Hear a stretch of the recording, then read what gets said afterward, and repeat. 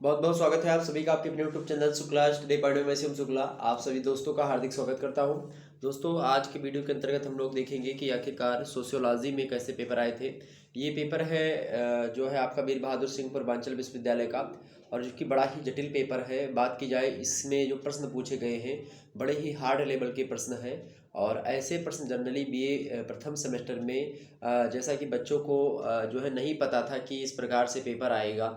और भी विश्वविद्यालय हैं उन्होंने भी पेपर लिया है, लेकिन इतना जटिल पेपर जो है किसी विश्वविद्यालय ने नहीं बनाया था। अब जो है मतलब कि इस विश्वविद्यालय का पेपर थोड़ा सा जटिल भी है और कुछ सहज भी प्रश्न थे, लेकिन अधिकतर जो प्रश्न इसमें दिए गए हैं वो जटिलतापूर्वक प्रश्न मतलब कठिन प्रश्न है। और जैसा कि आप सभी को विदित होगा कि परीक्षा की तैयारी भी सही तरीके से आपकी नहीं हो पाई रही होगी, क्योंकि यूनिवर्सिटीज़ या फिर जो कॉलेजेस है वो सही तरीके से नहीं खुल रहे थे, कोरोना पीरियड था, ये तमाम प्रकार की चीज़ें, और अब नए पैटर्न का आपको सामना करना पड़ा हुआ होगा। हालांकि अधिकतर विश्वविद्यालय पहले भी ऑब्जेक्टिव आ रहे थे, लेकिन कुछ विश्वविद्यालयों के लिए नया पैटर्न था, तो बिल्कुल आप लोग भ्रमित थे इसमें। चलिए देखते हैं कैसे कैसे प्रश्न थे। वैसे कि बहुत सारे प्रश्न ऐसे थे कि जो मुझे भी नहीं पता। ठीक है, चलिए हम देखते हैं भाई। तो ये सोशियोलॉजी का पेपर है वीर बहादुर सिंह पूर्वांचल विश्वविद्यालय का। यहाँ पर देख सकते हैं BA part 1 first semester examination 2022, स्नातक कला भाग 1 प्रथम परीक्षा 2022। सब्जेक्ट आपका सोशियोलॉजी है। पेपर का नाम था introduction to basic concept of sociology. यही पेपर का नाम सभी विश्वविद्यालय का होता है, तो आप लोग कन्फ्यूज मत होइएगा। अब जब भी आप प्रथम सेमेस्टर में परीक्षा देंगे बीए में खास करके, तो आपको यही पढ़ना पड़ेगा। ओके, चलिए हम देखते हैं भाई। तो यहाँ सब आपको समय 1.5 घंटे का दिया जाता है, ये बात ध्यान रखेंगे। आपको जो है मैक्सिमम मार्क्स जो है वो 75 के हैं, अधिकतम अंक जो 75 नंबर का है। इसमें 75 प्रश्न दिए जाते हैं ऑब्जेक्टिव टाइप के, और 75 के 75 करने होते हैं। एक प्रश्न करेंगे आप सही तो आपको 1 नंबर मिलेगा उसके लिए। अगर आप मान लेते एक गलत कर देते हो तो उसके लिए कोई आपका जो है शुल्क नहीं लगेगा। कहने का मतलब ये शुल्क, कहने का मतलब यहाँ पर ये है कि कोई आपको दंड जो है प्राविधान का प्रयोग नहीं किया गया। कहने का मतलब ये है कि जैसे कि माइनस मार्किंग जैसी कोई व्यवस्था नहीं है। ठीक है, चलिए। हाँ, तो यहाँ पर निर्देश वगैरह पढ़ लीजिएगा, पेपर में ऐसे लिखा हुआ होता है। यहाँ पर देखेंगे हम पेपर में कैसे कैसे प्रश्न पूछे गए। तो पहला प्रश्न था कि समाज शास्त्र सामाजिक भौतिकी है या किसने कहा था, यानी कि who said sociology is social physics. तो ये सभी को पता होगा, हमने बताया भी था। तो ये प्रश्न जनरली सहज था, इसमें कोई दिक्कत नहीं। अगस्त कॉम्टे ने ही समाज शास्त्र को जो है 1838 से पहले इन्होंने सामाजिक भौतिकी का नाम दिया था, लेकिन धीरे धीरे क्या किया, 1838 में आते आते इसको समाज शास्त्र जो है नाम दे दिया। किसने? अगस्त कॉम्टे महोदय ने, जो कि समाज शास्त्र के कौन है? पिता हैं, अर्थात जनक हैं। ओके, अगला प्रश्न आपके समक्ष है। दूसरा नंबर प्रश्न देखेंगे कि सामाजिक दर्जा का क्या अर्थ है। दर्जा यहाँ पर ये गलत शब्द लिखा हुआ है। हॉट, यहाँ पर अंग्रेजी देख लेते तो आपका शायद क्लियर हो जाता। हॉट डज सोशल स्टेटस, यानी कि स्टेटस आपसे पूछ रहा है, सोशल परिस्थिति क्या होती है। तो परिस्थिति, सामाजिक परिस्थिति के बारे में पूछ रहा है, तो उसका क्या अर्थ होता है। तो position of an individual in group, यानी कि समूह में व्यक्ति का स्थान, या जो है प्रथागत सम्मान, या व्यक्ति की अपेक्षा, या व्यवसाय की प्रकृति। तो बिल्कुल अगर बात की जाए परिस्थिति की, तो ये समूह में व्यक्ति का क्या स्थान होता है, वही होता है कि समूह में व्यक्ति का कौन सा दर्जा है। और दर्जा को यहाँ पर दर्जा लिखा गया, तो हालांकि वहाँ पर दर्जा ही होना चाहिए। तो यानी कि सोशल परिस्थिति, आपकी जो सोशल स्टेटस है वो कौन सा, यही पूछ रहा था। तो इसमें करेक्ट आंसर आपका कौन सा होगा? पहला करेक्ट आंसर होगा। लेकिन यहीं पर आपसे अगर भूमिका पूछ लेता तो आपकी व्यवसाय की जो प्रकृति होती है उस पर निर्भर करता कि आपकी भूमिका क्या होगी। ये भी बात यहाँ पर समझने योग्य है। आगे समझते हैं। अगला प्रश्न आपसे पूछा गया, सभी लोग एक बार वीडियो को फटाफट से लाइक करेंगे। बहुत ज़्यादा मेहनत पड़ती है यार ऐसे प्रश्नों को। थोड़ा सा जटिल प्रश्न था ये, अभी आगे चल कर बहुत सारे जटिल प्रश्न आएंगे जो कि आपको नेट पर भी नहीं मिलेंगे, गूगल भी करेंगे तो आपको नहीं मिलेंगे। ठीक, और मेरे पास उतना समय नहीं था कि मैं इस पर रिसर्च करूँ। बाकी बुक वगैरह में अगर ढूंढते तो मिल जाता, लेकिन इतना समय नहीं था। लगातार मेरे ऊपर प्रेशर है, सेकेंड ईयर का, थर्ड ईयर का, इस समय बहुत ज़्यादा प्रेशर है। बच्चों का परीक्षाएँ चल रही हैं, लेकिन उसी बीच में आप लोग भी ज़्यादा प्रेशर जो है डेवलप किए हो कि नहीं सर जी पेपर सॉल्व करवाओ। तो इसीलिए मैं जो है लेकर के हाजिर हूँ, और जो कुछ भी प्रश्न है इसमें मैं जितना हो सका हमने इसको सॉल्व किया है। और बाकी जो है जो प्रश्न इसमें छूटेंगे वो जो है आप लोग उस पर चिंता मत करिएगा। बस इतना अगर जान जाएंगे, अगर इतने में से आपका कुछ सहज है, मतलब कि अगर आपका सही है तो बिल्कुल आपका करेक्ट, मतलब कि आपको पास होने से कोई नहीं रोक सकता। ये बात ध्यान रखेंगे, तो कुछ हद तक आपको बहुत अच्छा आसानी होगी इस वीडियो को देखने के बाद में। प्रश्न क्या है कि निम्न वर्ग संस्कृति का एक उदाहरण है, अर्थात lower class culture in an example of, यानी कि जो निम्न वर्ग का संस्कृति का एक उदाहरण है वो कौन सा है। तो निम्न वर्ग की बात की है तो जो उप संस्कृति होती है ये होता है, ऑप्शन नंबर इसका 3 होगा। ओके। वहीं अगला प्रश्न आपके समक्ष है, जो है चौथा नंबर प्रश्न है, टायलर के अनुसार ज्ञान, विश्वास, कला, नीति, कानून, प्रथा और जो अन्य योग्यताएं होती हैं, ये सब क्या होती हैं? तो टायलर महोदय ने इन सभी को क्या कहा भाई? तो ये इन सभी को इन्होंने संस्कृति क्या दिया कि संस्कृतियाँ कौन सी? विश्वास, ज्ञान, कला, नीति, प्रथा, कानून, ये सब संस्कृतियाँ होती हैं जो कि एक पीढ़ी से दूसरी पीढ़ी में क्या होती हैं? हस्तांतरित होती हैं, अर्थात एक पीढ़ी से दूसरी पीढ़ी में दी जाती हैं। ठीक है, आगे समझते हैं अगला प्रश्न। पांचवा नंबर प्रश्न क्या है कि निम्नलिखित में से कौन सी एक मनुष्य समुदाय की विशिष्टता नहीं है, अर्थात which of the following is not a feature, मतलब कि हाँ फीचर ऑफ कम्युनिटी, मतलब कि कम्युनिटी। तो समुदाय की विशेषता कौन सी नहीं? समुदाय में विशिष्ट स्थान होता है, बिल्कुल होता है। समुदाय ऐतिहासिक विरासत होती, बिल्कुल है। तीसरा क्या दिया है कि सामान्य विशेषताओं को साझा करने वाले एक सामाजिक, धार्मिक, व्यावसायिक यानी समूह होते हैं, बिल्कुल होते हैं समुदाय। तो बचा आपका कौन? कई क्षेत्रों में फैले स्थानों के छोटे छोटे खंड, नहीं ऐसा नहीं होता है। तो ये भी एक प्रकार से बात की, छोटे छोटे खंड नहीं, एक प्रकार से ये अस्थायी प्रकृति के होते हैं समुदाय। ठीक, तो ये चौथा ज़्यादा बेटर रहेगा, इसमें लगा देंगे तो ये नहीं हो सकता, बाकी इसमें और हो सकते हैं। अगला प्रश्न है कि एक व्यक्ति एक विद्यालय शिक्षक है, मतलब एक व्यक्ति एक विद्यालय शिक्षक है, वह उप प्राचार्य है, स्थानीय क्लब का सदस्य है और ग्राम पंचायत का अध्यक्ष भी है। एक ही व्यक्ति एक मतलब एक विद्यालय का शिक्षक है यानी मास्टर है, उप प्राचार्य भी है उसी विद्यालय का, स्थानीय क्लब का सदस्य भी है और ग्राम पंचायत का अध्यक्ष भी है। तो ये सभी स्थितियां मिला करके उसकी किस परिस्थिति का निर्माण करेगी? तो जाहिर सी बात है, ये बात की जाए तो समुच्चय मतलब कि स्टेटस सेट का निर्माण करती हैं। लेकिन अब इसको इसमें दो होगा भाई। अब देखिए इसमें समुच्चय भी बन रहा है, लेकिन समुच्चय जो होता है वो यूनियन को जो है दर्शाता है कि एक ही जैसे लगभग दो हों। तो यहाँ पर परिस्थिति समुच्चय जो है लगभग नहीं होना चाहिए, यहाँ पर बहुल परिस्थितियों का एक प्रकार से द्योतक यहाँ पर दिखाई पड़ रहा है। तो अगर आप बहुल परिस्थितियों को लगाएंगे तो ज़्यादा बेटर होगा। अब उसमें देखिएगा जो वो होते हैं आंसर की में क्या आता है वो यूनिवर्सिटी पे डिपेंड करता है। बाकी 100% लगभग या 90% या 99% लगभग बात की है तो बहुल परिस्थितियाँ ही करेक्ट आंसर होगा आपका तीसरा। अगर आपने लगाया तो बिल्कुल करेक्ट होगा। अगला प्रश्न है आपका, respect to our elders age, अर्थात अपने से बड़ों का सम्मान करना क्या होता है? तो सामाजिक गुण है या सांस्कृतिक मतलब सामाजिक मूल्य है या सांस्कृतिक गुण है या सांस्कृतिक प्रतिमान है या कानून है? तो बताने का प्रयास करें। जो अपने से बड़ों का सम्मान करना क्या कहलाता है? तो एक प्रकार से आपकी प्रॉपर्टीज है, आपकी क्वालिटी होती है, कल्चरल क्वालिटी आपकी गुण ये होता है। तो आप ऑप्शन सेकंड लगाएंगे। ओके, बात ध्यान रखेंगे। अगर समाज में आता है कि चोरी करना समाज में क्या है, चोरी नहीं करना क्या है? तो चोरी नहीं करना एक सामाजिक मूल्य हो जाता है आपका। लेकिन आपकी पर्सनल अपने से बड़ों का सम्मान करना ये बात किया तो ये एक प्रकार से गुण होता है, कल्चरल गुण है, सामाजिक गुण होता है, मतलब सांस्कृतिक गुण। ये बात ध्यान रखेंगे। आगे देखते हैं आठवां प्रश्न आपके समक्ष है। आठवां प्रश्न क्या है? तो सामाजिक अगर प्रतिमान होता, सामाजिक मूल्य होता तो उसको आपको मानना ही पड़ता। लेकिन अपने से बड़ों का सम्मान करना हो सकता है कि समाज में ना जो है सिखाया जाता हो, तो ये कल्चरल क्वालिटीज़ में रख सकते हैं बड़े आराम से। अगला प्रश्न है कि संस्कृति की अनुभूति दृष्टिकोण से व्याख्या करने वाले प्रतिनिधि विचारक हैं। संस्कृति की अनुभूति दृष्टिकोण से व्याख्या करने वाले प्रतिनिधि विचारक कौन है भाई? तो आठवीं का करेक्ट आंसर क्या होगा? तो इसका करेक्ट आंसर बिल्कुल मुझे तो शायद नहीं पता है, लेकिन जहाँ तक है कि अधिकतर अगर आप देखेंगे तो संस्कृति के अनुभूति दृष्टिकोण से व्याख्या करने वाले प्रतिनिधि विचारक में बिडनी का नाम कुछ मात्रा में दिखाई पड़ता है किसी किसी बुक में, लेकिन अब ये कन्फर्म नहीं है हम तो इसके लिए माफ़ी चाहेंगे। तो आप लोग आगे बढ़ते हैं, मतलब हम आगे बढ़ते हैं। अगला प्रश्न है जो है class formation is based on, अर्थात तो वर्ग निर्माण आधारित होता है। वर्ग निर्माण किस पर आधारित होता है भाई? तो जन्म पर तो जातियां निर्धारित होती हैं कि आप किस जो है जाति में जन्म लेते हैं। तो ये जो होता है कार्य के आधार पर निर्धारित होता है कि आप किस में होंगे। ओके, तो ये जो है सॉरी समान हितों के आधार पर, शायद ये तीसरा वाला करेक्ट आंसर होगा इसका। अब इसमें देखिए कार्य के आधार पर भी वर्ग निर्धारित हो सकते हैं कि किसका क्या कार्य है, लेकिन समान हितों के आधार पर भी हो सकता है। तो इन दोनों में थोड़ा सा डिफरेंस आप देखिएगा। बाकी जो है करेक्ट आंसर इसमें थोड़ा सा फंसा करके प्रश्न पूछा जा रहा है, बाकी कोई दिक्कत नहीं। तो वर्ग का निर्माण होता है, वर्ग माने समझते हैं ना कि जैसे कि एक सर्वहारा वर्ग हो गया, एक पूंजीपति वर्ग हो गया। तो समान हितों में देखिएगा सर्वहारा वर्ग में समान हित है लोगों के, और वहीं पर देखेंगे जो पूंजीपति वर्ग है उसमें भी समान हित हैं। तो समान हितों का आधार होता है बिल्कुल इसके निर्धारण में। तो आप तीसरा लगा सकते हो, इसमें कोई दिक्कत की बात नहीं, तीसरा लगा सकते हो इसमें। ठीक है, जन्म के आधार पर जातियाँ निर्धारित होती हैं, वर्ग नहीं। ओके, ये बात ध्यान रखेंगे।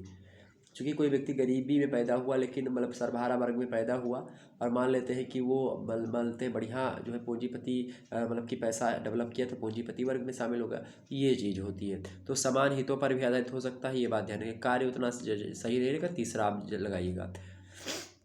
10वां प्रश्न क्या कह रहा है आपसे कि निम्न में से किसने जातीय स्तरीकरण में श्रेणी क्रम की अवधारणा को प्रारंभ किया है। बढ़िया प्रश्न पूछ लिया गया भाई, जातीय स्तरीकरण में श्रेणी क्रम की अवधारणा किसने दी है। 10वां प्रश्न क्या होगा भाई, ये भी एक प्रकार से थोड़ा सा दिक्कत वाला प्रश्न है, लेकिन एम.एन. श्रीनिवास ने जातियों को लेकर के उसके संस्कृत मतलब कि स्तरीकरण को लेकर के बातें बताई है, तो आप ये लगा सकते हो। बाकी देखिएगा फिर से एक बार।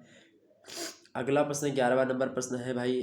11वां नंबर प्रश्न आपके समक्ष है कि इरावती कर्वे के अनुसार दक्षिण भारत में जन्म के परिवार तथा विवाह के परिवार के मध्य कोई निश्चित भिन्नता नहीं पाई जाती है, क्योंकि चचेरे मतलब कि चचेरे ममेरे भाई बहनों के मध्य विवाह का प्रचलन है, या ग्रामीण बहिर्विवाह का अनुपस्थिति है, द्रविड़ सांस्कृतिक मूल्य है, वैवाहिक कर्मकांडों में थाली व्यवस्था की प्रमुखता है। देखिए 11वें का भी एकदम से क्लियर नहीं हो पा रहा है, तो इसीलिए बात की है दक्षिण भारत में जन्म के परिवार और विवाह के परिवार के मध्य, मतलब कि जैसे कि जहाँ पर जिसका जन्म हुआ है वो, और मतलब कि जहाँ पर उसकी शादी हुई है वो परिवार, इन दोनों में निश्चित भिन्नता नहीं पाई जाती है। क्यों नहीं पाई जाती है, क्योंकि इसमें होता क्या है कि ये लोग जो दक्षिण भारत में, हमने कई मूवीज़ में देखा होगा कि चचेरे जो है मेरे भाई बहन आपस में विवाह कर लेते हैं, तो इसीलिए जो है कोई अंतर लगभग भिन्नता नहीं पाई जाती है। तो ये इसका करेक्ट आंसर हो सकता है।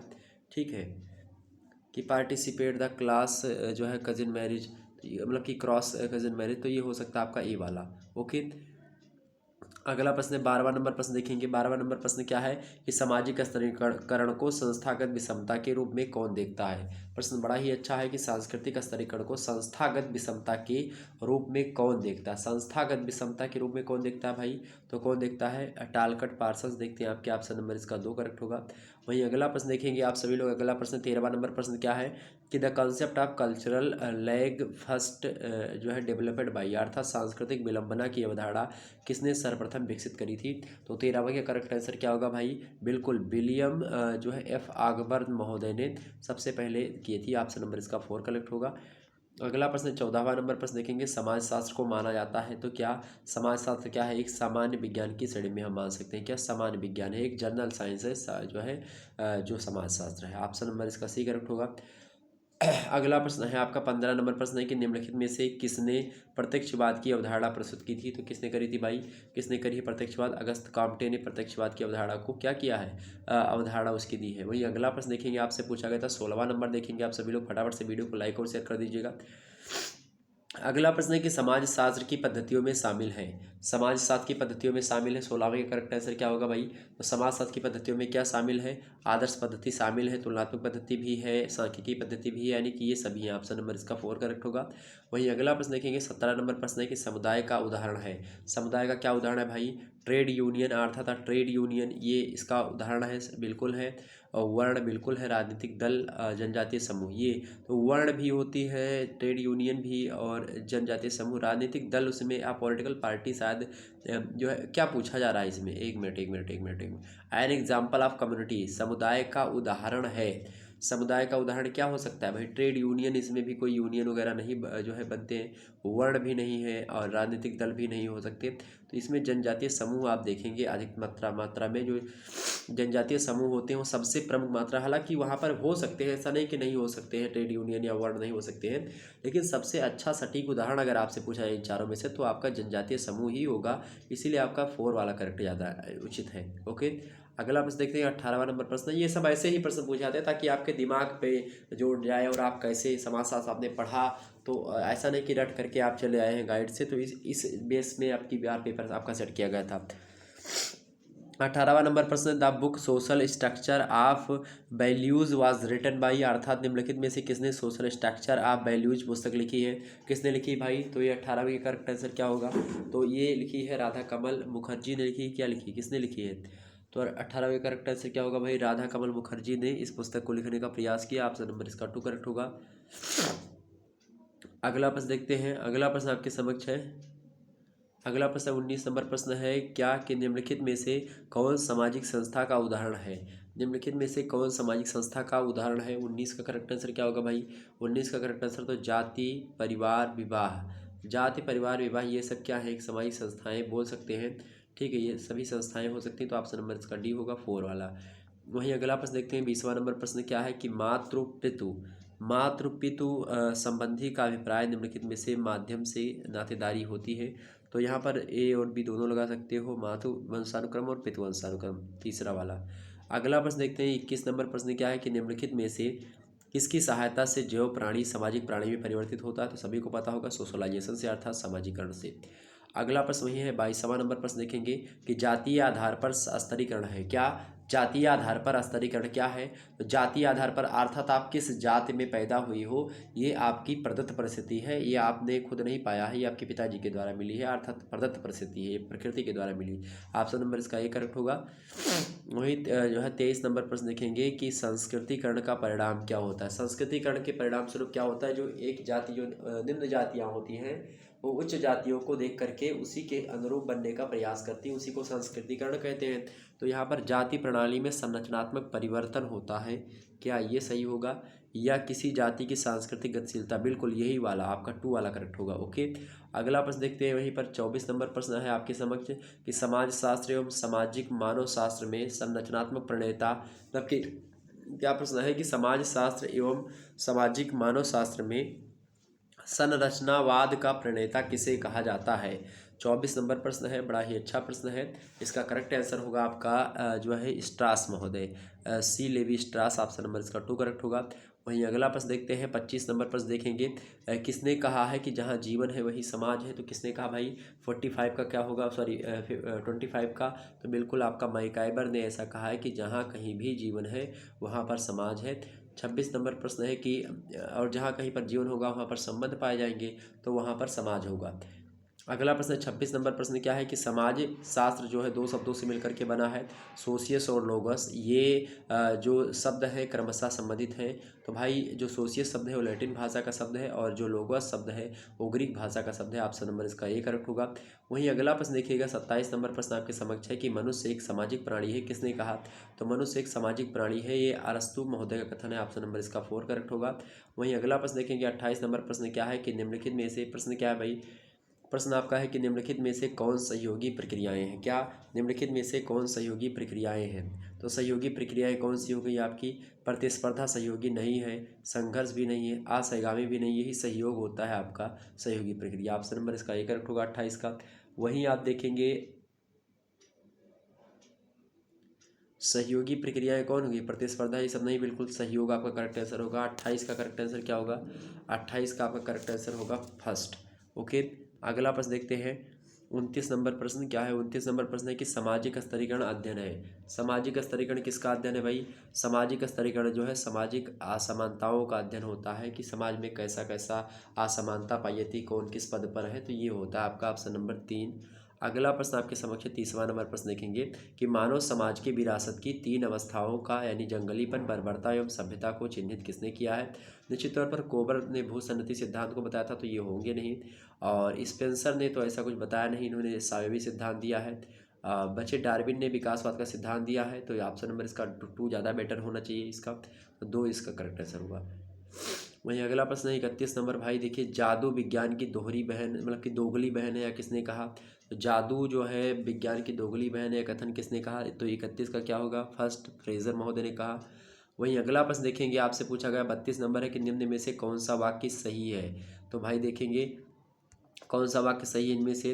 तो अंतः समूह और बाह्य समूह वास्तविक होते हैं, बिल्कुल होते हैं भाई, तो ऑप्शन नंबर इसका 2 करेक्ट होगा।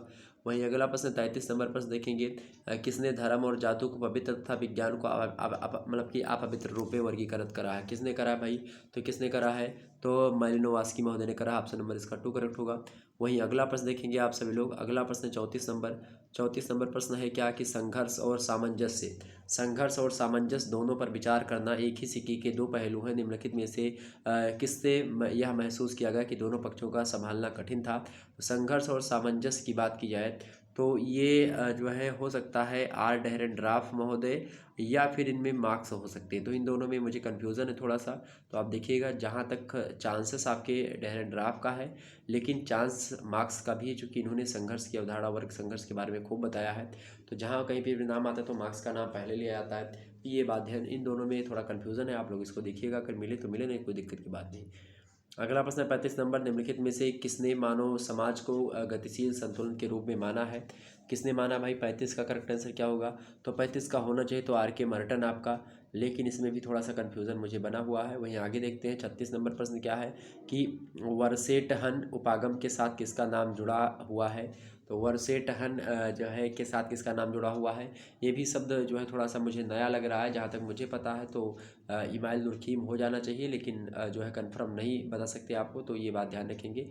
ओके, वहीं अगला प्रश्न देखते हैं 37 नंबर प्रश्न। आप में से किसी को पता हो तो आप लोग कमेंट सेक्शन में लिख दीजिए कि हाँ 37 का सर जी ये करेक्ट आंसर आपका होना चाहिए। आपने जो पूछा था ये लिखिएगा कि सर जी आपने इसका जो है नहीं बताया था, इसका ये होगा, ठीक। वरना आप लिखेंगे तो सभी सोचेंगे कि सर जी ने गलत बता दिया शायद। तो मैं जहाँ तक सोचता हूँ कि गलत ना जाए कोई भी प्रश्न, इसीलिए मैं निष्पक्ष भाव से आपके समक्ष ये बोल देता हूँ कि हाँ भाई मुझे इतना समय नहीं था कि मैं इस प्रश्न पर रिसर्च कर सकूँ, और इसीलिए जो है हमने इसको रखा भाई। अब ज़रूरी था कि आपके समक्ष मॉडल पेपर का हल दिया, मतलब कि पेपर को हल करवाया जाए। आप लोगों के बहुत ज़्यादा कमेंट आ रहे थे, व्हाट्सएप पे लगभग 500 से अधिक एसएमएस आ चुके कि सर जी इसको हल करवाया जाए, और बात की ये बहुत ज़्यादा एसएमएस आ रहे थे, तो इसीलिए हमको मजबूरन इस पेपर को हल करवाना पड़ा।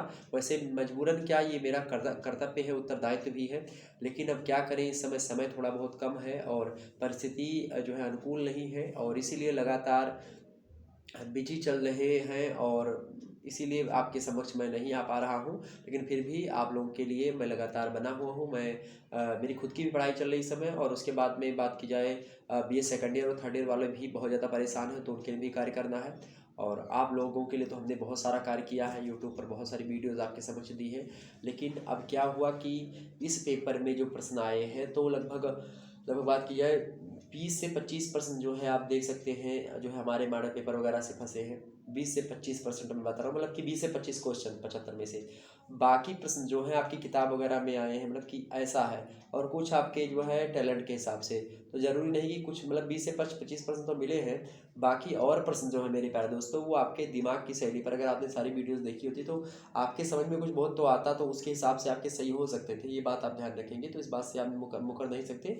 लेकिन कुछ ऐसे प्रश्न में आए हैं जो कि बड़े ही जटिल हैं, और शायद मुझे भी वो नहीं दिखे हैं अभी तक, लेकिन अगर उस पर रिसर्च किया जाए तो बिल्कुल मिलेंगे। बहुत सारी किताबों में उसका वर्णन किया गया है इन प्रश्नों का। लेकिन अब मेरे पास, चूँकि मैं हूँ नहीं है ना, मेरे पास बुक्स अवेलेबल है इस समय, घर पर है, वो सारी की सारी रखी हैं, और मैं अलग हूँ, इसलिए थोड़ा सा माफ़ी चाहेंगे। आगे समझते हैं। 37 नंबर प्रश्न है कि प्राकृतिक और सामाजिक विज्ञानों के बीच अंतर अन्वेषक के संज्ञात्मक आशाओं से उत्पन्न होते हैं, यह विचार किसका है? 37 नंबर करेक्ट आंसर क्या होगा?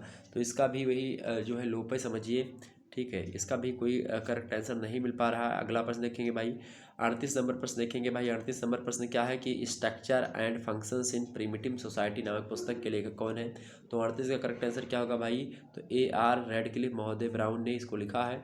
अगला प्रश्न है आपके समक्ष 39 नंबर, राष्ट्रगान के प्रति अपेक्षित आदर प्रकट करने के लिए क्या करना आवश्यक होता है? तो भाई आदरपूर्वक खड़े रहना आवश्यक होता है, लेकिन अगर बात की जाए अगर उसके साथ आप गा भी लेते हो उसको, तो अब बड़ी अच्छी बात है, तो आप ए लगाइएगा, ज़्यादा इसका प्रेफरेंस इसे ही को मिलेगा, ए वाले को। अगला प्रश्न आपके समक्ष है भाई 40 नंबर प्रश्न क्या है कि निम्नलिखित में से कौन सी संपूर्ण संस्था नहीं है? कौन सी संपूर्ण संस्था नहीं भाई? तो मानसिक रोगी आश्रम में संस्था हो सकती है आपकी, एक कॉन्वेंट स्कूल, एक बोर्डिंग स्कूल हो सकता है आपका, एक क्रूज, ये नहीं हो सकता, तो ऑप्शन एक फर्स्ट ज़्यादा बेटर है मेरे हिसाब से। आगे समझते हैं 41 नंबर प्रश्न क्या है कि निम्नलिखित में से कौन सी पुनः समाजीकरण अभिकरण है? मतलब कि पुनः समाजीकरण अभिकरण है। पुनः माने कि तो दोबारा, तो प्राथमिक स्कूल जो होता है प्राथमिक, मतलब कि जो है समाजीकरण की है। समकक्ष व्यक्ति समूह भी समाजीकरण का है। प्रशिक्षण संस्थान या सैन्य अकादमी, तो प्रशिक्षण संस्थान जो होता है इसमें दोबारा से आपको शिक्षित किया जाता है, ट्रेनिंग जिसकी आप बोलते हैं, तो ये तीसरा लगा सकते हो आप।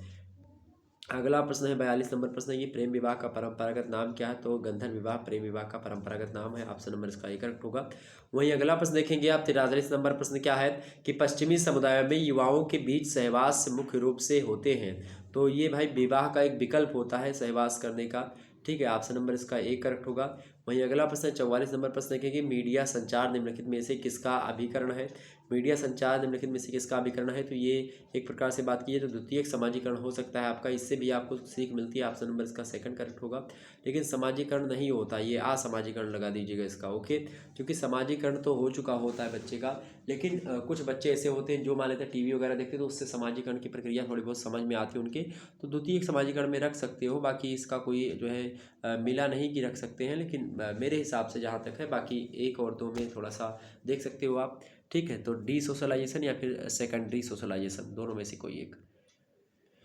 45 नंबर प्रश्न है कि यह विचार किसके द्वारा प्रस्तुत किया गया था कि जाति एक विस्तृत नातेदारी समूह है। 45 का करेक्ट आंसर क्या होगा भाई, तो इसका भी जो है इरावती कर्वे होना चाहिए, लेकिन अब देखिएगा इसको हमने चेक नहीं किया है कि सही है या गलत है, लेकिन जहाँ तक मुझे पता। अगला प्रश्न है 46 नंबर प्रश्न क्या है कि सोसाइटी पुस्तक के लेखक कौन है। सोसाइटी पुस्तक के लेखक कौन है भाई, 46 का करेक्ट आंसर क्या होगा, सोसाइटी पुस्तक के लेखक कौन है, मैकाइवर और पेज सोसाइटी पुस्तक के लेखक है, करेक्ट आंसर ऑप्शन नंबर इसका ही करेक्ट होगा। वहीं अगला प्रश्न आपका 47 नंबर के समाजशास्त्र सामाजिक संबंधों के विषय में है, संबंधों के इसी जाल को हम समाज कहते हैं। ये बार बार हमने बताया भी होगा आपका, तो ये मैकाइवर पेज तो बिल्कुल करेक्ट आंसर सभी का होना चाहिए, ऑप्शन नंबर 4। अगला प्रश्न है आपका 48 नंबर प्रश्न क्या है कि समाज अपने ही मतलब कि अपने में ही एक संघ है, या कथन किसका, ये सभी हमने बताया था आपको, तो ये कथन किसका है भाई, तो 48 का करेक्ट आंसर क्या होगा आपका, 48 का बिल्कुल गिडिंग्स महोदय ने कहा था। अगला प्रश्न वहीं पर देखेंगे 49 नंबर प्रश्न क्या है आपका कि मानव समाज के लेखक कौन है, ह्यूमन सोसाइटी पुस्तक के लेखक कौन है भाई, तो 49 का करेक्ट आंसर क्या होगा आपका 49 का बिल्कुल Davis, Kingsley Davis, option number इसका एक करेक्ट होगा। वहीं अगला प्रश्न देखेंगे 50 नंबर प्रश्न क्या है कि समाजशास्त्र में परिस्थिति तथा भूमिका का अवधारण मतलब कि समाज शास्त्र में परिस्थिति तथा भूमिका का अवधारणा मतलब कि अवधारणाओं का सर्वप्रथम प्रयोग किसने किया था, तो आर के मर्टन का नाम सबसे पहले आता है। उनसे भी पहले अरस्तु ने जो है इन शब्दों का प्रयोग किया था, लेकिन अब उसमें अरस्तु दिया नहीं तो आर के मर्टन लगाएंगे। उसके बाद में लिंटन वगैरह ने भी दिया है, तो ये मर्टन ज़्यादा करेक्ट होगा, ऑप्शन नंबर इसका एक करेक्ट होगा। अगला प्रश्न 51 नंबर प्रश्न है कि समाज शास्त्र क्या है के लेखक कौन है, यानी व्हाट इज सोशियोलॉजी पुस्तक के लेखक कौन है। व्हाट इज सोशियोलॉजी पुस्तक के लेखक कौन है, 51 नंबर का करेक्ट आंसर क्या होगा 1, यानी कि इलेक्स इंकेलस, ठीक है, ऑप्शन नंबर एक करेक्ट होगा। अगला प्रश्न आपके समक्ष 52 नंबर की मर्डाक के अनुसार कितने संबंधी तृतीयक नातेदारी में आते हैं, तो 151 जो है आते हैं, ऑप्शन नंबर इसका 4 करेक्ट होगा। वहीं अगला प्रश्न आपसे पूछा गया था 53 नंबर प्रश्न क्या है कि निम्नलिखित में से कौन सा समिति का लक्षण नहीं है। निम्नलिखित में से कौन सा समिति का लक्षण नहीं है, समिति का लक्षण क्या नहीं है भाई, समिति का लक्षण क्या नहीं है, अस्थायी प्रकृति, चूँकि समिति जो होती है अस्थायी होती है और आपकी प्रकृति नहीं है पूछ रहा है ना, का लक्षण नहीं है। देखिए समिति जो होती है अनिवार्य सदस्यता, इसमें ये भी देखिएगा समिति निम्नलिखित में से कौन सा समिति का लक्षण नहीं है। अब देखिए लोगों का समूह समिति होता है तो ये ठीक है, उद्देश्यों की उपस्थिति होती है इसमें, बिना उद्देश्य की समिति नहीं होती। लेकिन इन दो प्रश्नों पर थोड़ा सा दिमाग लगाने वाली बात है। यहाँ पर दिया हुआ है कि अनिवार्य सदस्यता, अब समिति के सदस्य आप चाहें तो बन सकते हैं और चाहे तो नहीं बन सकते, इनमें इसमें अनिवार्य सदस्यता नहीं होती है, तो यह भी आपका हो सकता है क्योंकि ये सदस्यता समिति की नहीं होती है, समुदाय की विशेषता होती है कि अनिवार्य सदस्यता, ठीक है। और अस्थायी प्रकृति जो होती है यह भी नहीं होती है, समिति जो होती है वो निश्चित उद्देश्य की पूर्ति के लिए बनाई जाती है और उसके अंदर भंग कर दी जाती है, ठीक। तो यहाँ पर अब अस्थायी प्रकृति भी इसकी वो नहीं होती ज़्यादा, लेकिन जब तक कि कुछ समय के लिए अस्थायी जरूर होती है, कुछ समय के लिए समिति जो होती है वो अस्थायी होती है। अब इस कंडीशन में आपको इस प्रश्न को करना था, तो यहाँ पर अनिवार्य सदस्यता जो होती यही करेक्ट आंसर आपका होना चाहिए, ऑप्शन नंबर 3।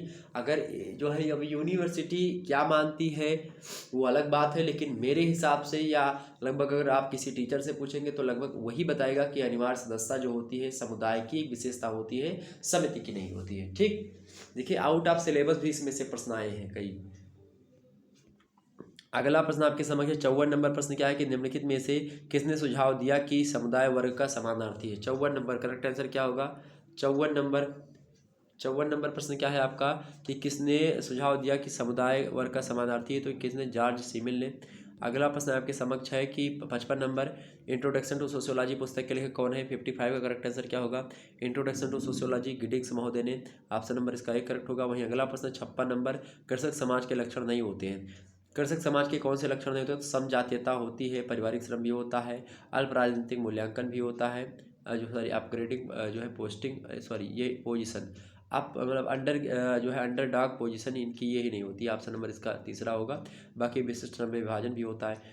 अगला प्रश्न 57 नंबर प्रश्न क्या है कि समाज शास्त्र समाजशास्त्र a guide to problem and literature पुस्तक है एक, उस पुस्तक का नाम ये है जो समाजशास्त्र a guide to problem and literature. इस पुस्तक के लेखक कौन है भाई? तो इस पुस्तक के लेखक आपके कौन है? इस पुस्तक के लेखक हैं आपके बाटो मोर। ऑप्शन नंबर इसका एक करेक्ट होगा। वहीं अगला प्रश्न देखेंगे आप 58 नंबर प्रश्न क्या है कि जाति गंगा के मैदान में पोषित भारतीय आर्य संस्कृति का ब्राह्मण बालक है और इसलिए भारत के अन्य भागों में जो है अंतरित है। यह कथन किसका है? तो ये कथन आप लोग देखिएगा भाई किसका है। बाकी इसमें जो है मुझे टाइम नहीं मिला, बाकी ये बुक में आपको मिल जाएगा जब आप इसमें जो है बात की जाए संस्कृति के चैप्टर को खोलेंगे तो वहाँ पर आपको मिल जाएगा, तो आप देख लीजिएगा इसको 58 नंबर का। ओके, आगे बढ़ते हैं। अगला प्रश्न आपके समक्ष क्या है? 59 नंबर प्रश्न है कि द सोशियोलॉजिकल जो है इमेजिनेशन पुस्तक के लेखक कौन है? तो 59 का करेक्ट आंसर क्या होगा? फर्स्ट यानी कि मिल्स। ओके, अगला प्रश्न देखते हैं भाई कि द सोशियोलॉजिकल इमेजिनेशन पुस्तक के लेखक कौन है? तो 59 नंबर का करेक्ट आंसर क्या होगा भाई? 59 का बिल्कुल मिल्स होगा। अगला प्रश्न देखते हैं। अगला प्रश्न आपसे क्या 60 नंबर प्रश्न है कि समाज के अध्ययन में अगस्त कॉम्टे ने कौन सा परिप्रेक्ष्य प्रयोग किया था? तो बिल्कुल जाहिर सी बात है, समाज शास्त्र के अध्ययन में जो परिप्रेक्ष्य इन्होंने तो ऐतिहासिक परिप्रेक्ष्य का अध्ययन किया था। ऑप्शन नंबर इसका 2 करेक्ट होगा। अगला प्रश्न आपके समक्ष है 61 नंबर। यह किसने कहा कि शिक्षा एक व्यापक अर्थ में बचपन से लेकर के प्रौढ़ावस्था तक सामाजिक नियंत्रण का एक महत्वपूर्ण साधन? जॉन डीबी महोदय। ऑप्शन नंबर इसका जो है दूसरा करेक्ट होगा। ठीक है, वही अगला प्रश्न आपके समक्ष 62 नंबर प्रश्न देखेंगे कि किसने परिभाषित किया है कि समाजशास्त्र? तो 61 का करेक्ट आंसर है आपका। अगला प्रश्न है 62 नंबर प्रश्न क्या है भाई? 62 नंबर प्रश्न है कि किसने परिभाषित किया है कि समाजशास्त्र केवल एक बौद्धिक ज्ञान नहीं है बल्कि यह अपने आप में व्यवसाय भी है? तो ये इसका करेक्ट आंसर क्या होगा? इसका भी करेक्ट आंसर हमने नहीं जो है उतना ज़्यादा ढूंढ पाया, तो आप लोग जो है इसको देखिएगा, बुक में मिल जाएगा इसका। ओके, अगला प्रश्न देखते हैं जहाँ तक किंग्सले डेविस हो जाए। ओके, लेकिन फिर भी एक बार आप चेक कर लीजिएगा इसको। अगला प्रश्न है आपके समक्ष एन जो है invitation to sociology a humanistic perspective पुस्तक के लेखक कौन है? तो इस पुस्तक के लेखक कौन है भाई? तो इस पुस्तक के लेखक आपके कौन है? तो उस पुस्तक के लेखक हैं आपके बर्जर महोदय। ऑप्शन नंबर इसका 4 करेक्ट होगा। वहीं अगला प्रश्न 64 नंबर प्रश्न है कि यह किसने कहा कि हम समिति के सदस्य होते हैं संस्थाओं के नहीं? तो ये प्रश्न आपको तो रटा ही होगा। ठीक है, तो ये किसने कहा था हम समिति के सदस्य होते हैं संस्थाओं के नहीं? तो मैकाइवर पेज ने ही कहा था। अगला प्रश्न आपके समक्ष 65 नंबर प्रश्न क्या है कि समाजशास्त्र के जनक कौन है? सभी को पता होगा, अगस्त कॉम्टे हैं। ठीक है, अगला प्रश्न देखेंगे 66 नंबर है, यह किसने कहा था कि संस्कृति जो है पर्यावरण का मानव निर्मित भाग है? हर्ष कोविट्स ने कहा था। ये सब हमने आपको पहले भी बताया, तो ये तमाम सारे प्रश्न जो अभी भी हमने शुरुआत के बताए हैं 3-4 प्रश्न जो अभी भी जो बताए 4-5 प्रश्न, तो ये सब जो है हमने बताए भी हैं कई बार आपको हर मॉडल पेपर में। अगला प्रश्न है 67 नंबर, किसने कहा कि सामाजिक संरचना का निर्माण करने वाले अंग स्वयं मनुष्य है तथा सामाजिक संरचना संस्थात्मक रूप से परिभाषित और नियमित मतलब कि नियमित व्यक्तियों के पारस्परिक संबंधों के ही एवं क्रमबद्धता है? तो हो सकता है किसने कहा इसको भाई? टालकट पार्सन ने कहा हो। सर का करेक्ट आंसर क्या होगा? टालकट पार्सन हो सकते हैं, लेकिन एक बार फिर से इसे चेक कर लीजिएगा। ओके, अगला प्रश्न आपके समक्ष 68 नंबर, द मदर्स पुस्तक किसने लिखी है? तो द मदर्स पुस्तक के लेखक की बात की जाए तो ये आप गूगल भी करेंगे तो आपको शायद इस पे जो है हैरियट जो है मार्टिन्यू नाम की एक जो है लेखिका हैं जो कि बात की जाए, इन्होंने इस पुस्तक को लिखा द मदर्स। और जाहिर सी बात है ये सोशियोलॉजी की पहली लेखिका है, पहली महिला लेखिका हैरियट मार्टिन्यू, तो इन्होंने लिखा है, लेकिन इसमें आपको ऑप्शन में नहीं दे रहा, तो फिर इसको चेक करिएगा।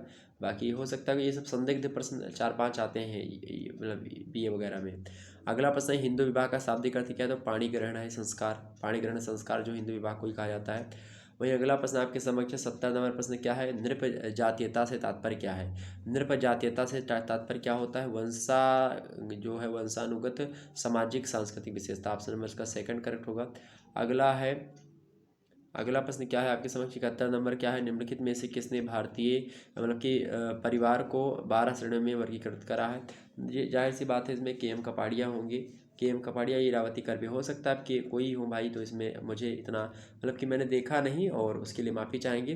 बाकी समय मिलेगा तो मैं फिर से एक बार देखने का प्रयास करूँगा, लेकिन अभी समय नहीं और आप लोगों की खास डिमांड पर इसको लाना पड़ा। बाकी और भी तमाम सारे प्रश्न हैं जो कि बड़े ही जटिल प्रश्न हैं, ये भी प्रश्न देखेंगे। संस्कृति का मुख्य वाहक क्या है, तो देखेंगे 72 का करेक्ट आंसर क्या होगा। संस्कृति का मुख्य वाहक क्या हो सकता है, आपका समाज जो होता है ये संस्कृति का मुख्य वाहक है।